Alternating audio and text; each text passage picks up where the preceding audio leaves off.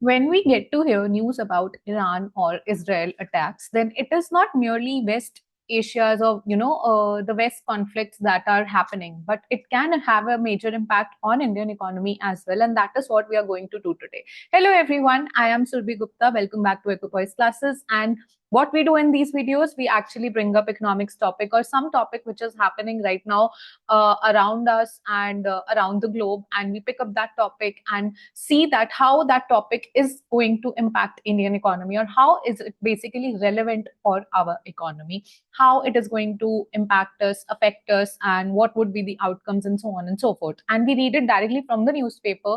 One of the reasons being that it's not just to understand about the topic from the newspaper or give due credibility to the authors who are writing the article and bring out their emotions and their side of the story, that what actually they wanted to tell you all through their words, but also it is to understand that if you're preparing for any entrance exam or any particular exam, and in general you're interested in economics or current affairs, then it is to see that how to read newspaper. So that's what we are going to do, and I'll just quickly share the screen and the newspaper article of the day that we are going to do. So this article is basically, as you can see, this is, as I say, that I normally refer to Mint newspaper, and this is West Asia conflict casts a shadow over India world. Okay, so India and the world is going to be impacted through the West Asia conflicts. Let's just give it a read, and I'll share the pen also at the same time. Yeah, so I can keep writing and highlighting whatever I want to portray. Okay, all right. Okay, in case of an all-out war, economy market could face shocks while oil prices surge. All right, so let's give it a read and let's see that who has written this article. So let's give due credits to those people, and now let's start reading. India could brace, just hold on. Okay, India could brace for trade and stock market shocks. Costlier crude and shipping, fewer jobs for Indians in West Asia, and a drag on growth momentum. Okay, so what are the experts saying? We need to understand. Just let me adjust the screen. I'm seeing some of the issues in adjustment. Give me a second. Okay. Sorry. Just sorry. I think that's better now. I am facing some of the screen adjustment issues today for some reason. Let me see. Okay, I think now it is slightly better. All right. I'm so sorry for that glitch. Okay, let's continue the article and see what is there. So Indians cannot, like, it would be difficult for Indians to get job and find job in West Asia, and there would be a drag on growth momentum. All right. So as Iran's direct attack on Israel and the latter's missile strikes on neighboring Lebanon spark fears of an all-out conflict. So there's going to be, there are sparks of an ongoing conflict. So a vulnerable point for Indian economy, which imports nearly 85% of crude oil requirement, is energy security.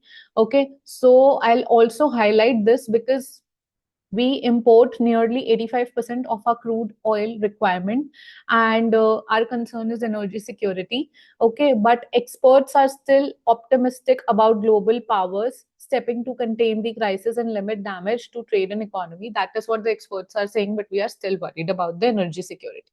All right, with crude oil output of almost 3 million barrels per day. Iran is a major oil producer and exporter. Iran is a major oil producer and exporter. A fifth of the world's crude oil supply and 60% of Indian crude oil supply passes through Strait of Hormuz. So what is it? Strait of Hormuz kahan se pass hota hai? Let me show you one of the graphs. Then it would become clear. Just hold on. Give me a minute.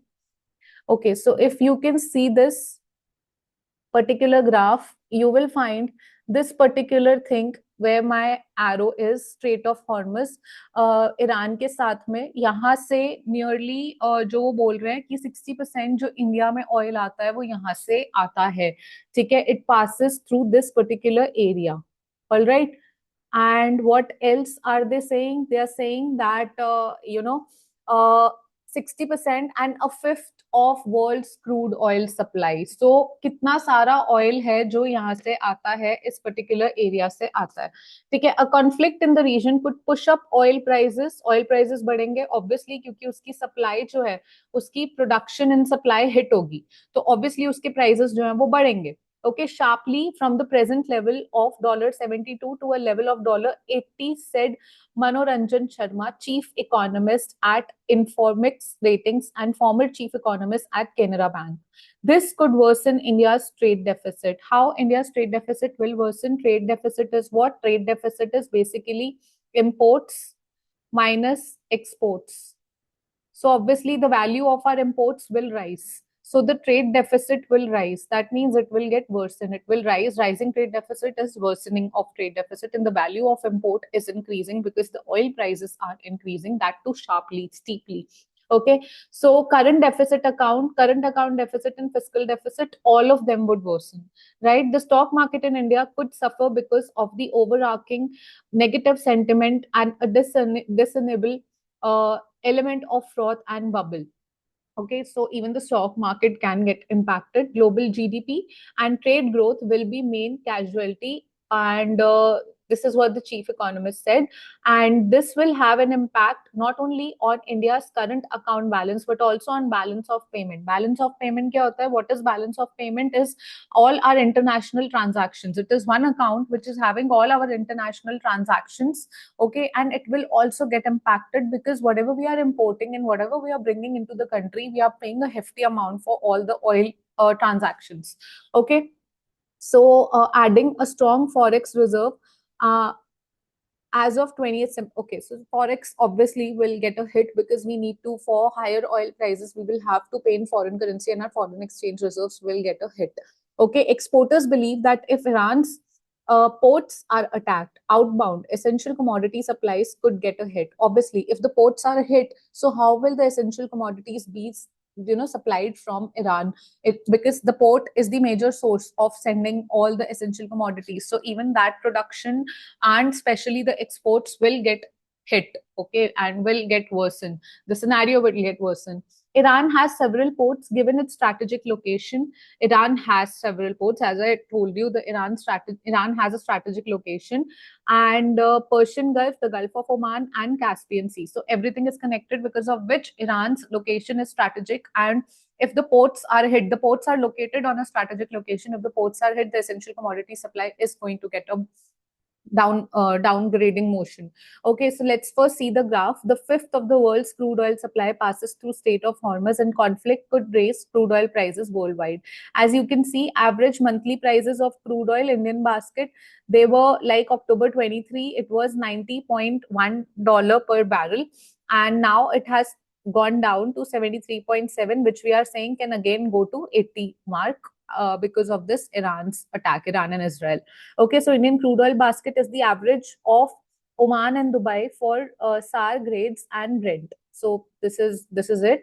And India's key West Asia partners. So India's key West Asia partners have exports, as you can see, and these are the imports. These are the countries: South Arabia, Iraq, Israel, Iran. So what is happening? India's trade partners, we are importing huge amounts, as in 2023, and now in 24 we were importing huge amount from Saudi Arabia and then Iraq, and now we were not exporting per se. Now the exports have also started increasing, and the imports have gone down from Israel. Okay, as you can see, and that is the scenario of the graph, through the graph, as you can see.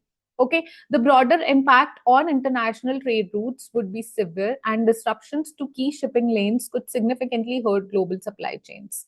Okay, so All India Rice Exporters of India and Director. Okay, so this is what the people are saying. Different organization and different the people who are heading that organization, or the chief economists as major reputed institutions, are all putting up their comments and advices and suggestions and claims. So Indian exports could suffer. Indian exports it can suffer due to this conflict. Many products pass through Iranian ports, and further hostilities could jeopardize not just the rice trade, but also trade in range of Indian goods. So rice trade, not only merely rice trade would get impacted, but also there's a possibility that a huge range of Indian goods and the trade and the export of Indian goods will be impacted because it passes through the ports of Iran. Okay, the possibility of increased freight cost amid geopolitical tensions coupled with ongoing Red Sea challenges poses serious risk to Indian exporters already grappling with rising operational costs. So there are already rising operational costs. Even then the freight cost would increase. So all the costs increasing will increase the cost of production and the price of the product, and the exports value will go down, or maybe the exports in general go down, because of which the entire economy will get impacted. So as you can see, not only the trade deficit, current account deficit, fiscal deficit is being impacted, but also the balance of payment is hit. So from every area, India and Indian economy is being hit through exports and imports. Import value will certainly increase. Exports will go down. Export value will go down. You can assess for yourself that how worse situation would be for Indian economy. Okay. However, experts believe that situation is not at all bad as there are mitigating factors. So now we have read about the problem and flared up all the issue. Now let's see. Now finally, after flaring up the issue so much, we're saying no, problem is not even that bad. Let's find out what can be the certain solutions or how we can mitigate the thing. So the flare up comes at a time when OPEC plus is shifting towards higher output, limiting the upside risk to oil prices, inflation, and hence interest rate. Okay, so Iran contributes around 4% of global oil output, and Saudi Arabia. Okay, so let's turn to page number 11 now. So we already, what we are saying is, we are saying that Indian economy is already being hit a lot. Okay, so let's quickly now move to page number 11 to further read this article and complete it. Okay, guys, just give me a minute.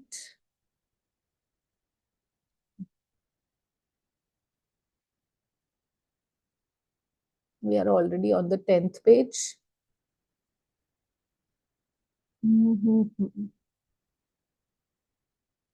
This is our 11th page. Okay. And okay, here we are, reading it from page 1, continuing this article from page 1. Okay, so what can happen? Moreover, so far, in spite of the West Asia crisis, oil prices have not really moved up on sustained basis, given that major economies like US, European Union, and China have been struggling with the laxer of growth. So every economy is being hit. Still, the oil prices have not gone really up. Okay, so if the situation is prevented from morphing into a regional war using diplomatic tools, like, if we can use diplomatic tools and we can make use of the foreign dignitaries and how they can impact or, curb the situation or curb the war from happening, then situation may get better. And then the disruption to global economy and trade are likely to be constrained. So it can be contained, okay, but it just is a possibility. We are not sure if it can happen. We are just reading out all the possibilities. So the Indian basket of crude oil, comprising both sour and sweet grades, averaged $73.69 in September, down from $78 in August and 89 in April. So as I told you through the graph that oil prices were really high, and now it has gone down. So the price of Brent crude, a global benchmark, has risen by over $4 a barrel in last 3 days. It stood at $73.63 a barrel. So it has gone up by $4. All right. And there are other factors that are that will determine global commodity prices and flow of capital. Okay, so there are other factors as well. And going forward, the election outcomes in US and interest rate trajectory will also shape and determine the pace of recovery in global growth. So a lot depends on how the US elections will unfold, and what will happen if Kamala Harris wins, or what will happen vice versa. So everything is also dependent, like the global growth, and basically the entire globe is looking to US election results, and many things depend on that particular scenario as well. Okay, So Aditya Narayan Mishra, Chief Executive of CIEL HR Services, a staffing firm, believes that for the time being, the attractiveness of the West Asia region may come down. So if we only take oil or import oil from West Asia, so the attractiveness may come down, and that any returning workforce could pose sociological challenges. Their wages, okay, I'm sorry, their wages and living and working habits are different. The workers save up to 7 lakh a year and send home the money, which will not be possible if they return to India. Okay, so the impact will be visible if the crisis lasts longer than a few days, according to Lohit Bhatia, president of workforce management at a staffing company, Quest Corp.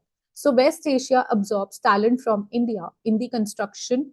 In what fields West Asia absorbs talent from India? In construction, earth moving, and entry level jobs in auto manufacturing industry. However, for a short while, there may be positive impact in similar sectors in India where workforce is difficult to get.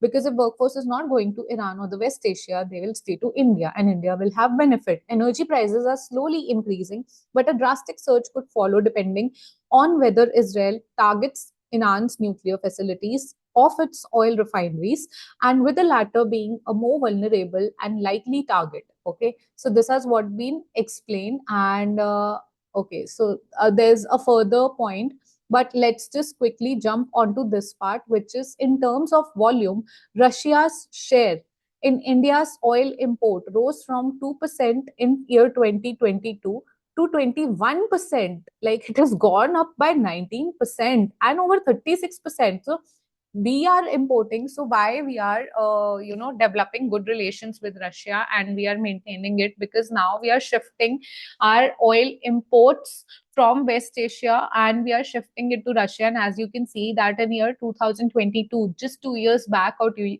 years ago, we were importing, the percentage of oil imports that was happening from Russia was only 2%. And now in 2024, within 2 years, we have jumped to 36% of our oil needs. We are meeting our oil import needs, 36% of it from Russia.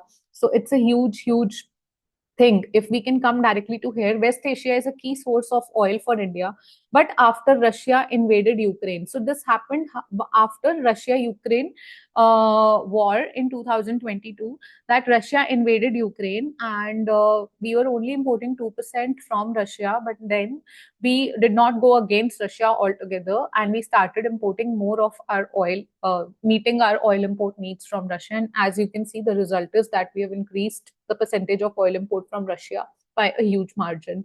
Okay, so imports from Russia rose sharply due to huge discounts on offer. And in terms of volume, Russia's share, and this is what we know. So in contrast, the share of crude petroleum from West Asia decreased from 34% to 30% and 23. So as you can see, in year 2022 and 2024, we were importing only 2% from Russia, and we increased it to 36%, while we were importing 34% from West Asia, and now it has gone down to 23%. Okay, so we are not depending entirely on West Asia, and we are shifting we are shifting to Russia to meet our oil import needs. So India faces tough times ahead, particularly for industries reliant on high volume, low value exports, as rising freight costs are expected to strain trade further. So trade is going to hamper anyway. So there's a huge challenge awaiting India.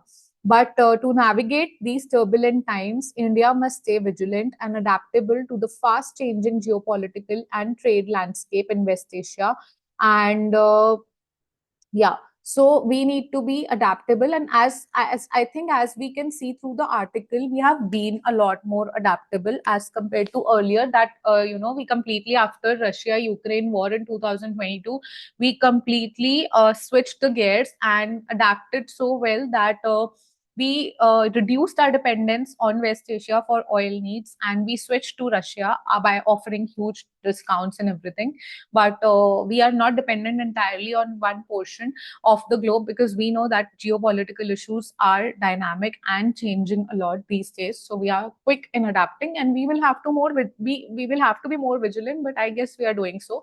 So with that, I need to wrap up this session, and I really hope it was useful for you. Do like, share, and comment, and do share your feedback. How are you liking these videos? And just subscribe, guys. Hardly would take 10 seconds of yours, but means a lot to me. Every one subscription means a lot to me, and I'm truly, truly very grateful to each and every one of you for showing so much of love to Equipoise classes. Thank you. Stay happy, stay healthy, keep smiling, and I'll see you tomorrow with another one. Till then, take care and bye.